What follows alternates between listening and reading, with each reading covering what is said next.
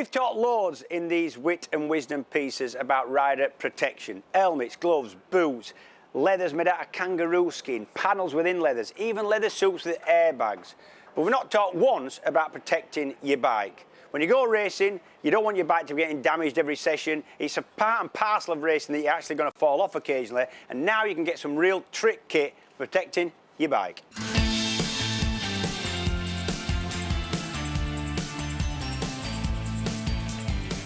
R&G are the official crash protection suppliers to BSB. They make stuff to supply for all bikes across every championship within BSB. There's two reasons why putting this stuff on your bike is a really good idea.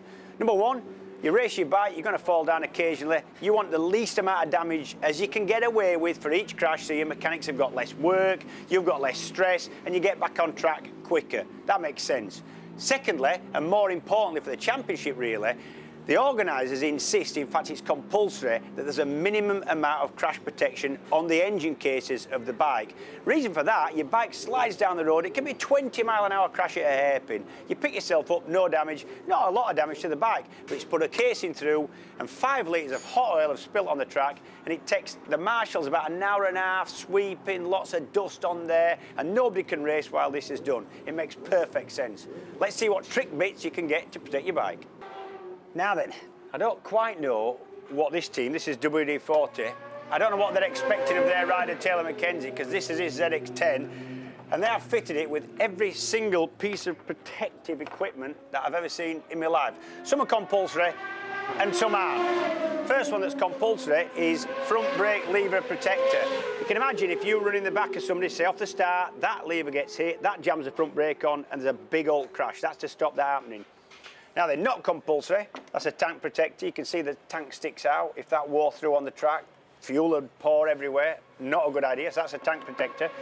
This big thing here isn't the frame. The frame is the aluminium underneath. That's a frame protector. That's aesthetically, this is not compulsory, but it's a really good idea because it'll save your frame looking rough as after a couple of times in the gravel trap. This is a crash bobbin. This isn't compulsory. That's a brand new one. That's fastened to the top engine mount. That's really solid. And that is one that's had a bike sliding along on it, what, probably 50 yards there. You can imagine if that hadn't taken the stick, something else would have had to do, yeah? These are the main things now. These are compulsory within the championship. These are engine case covers.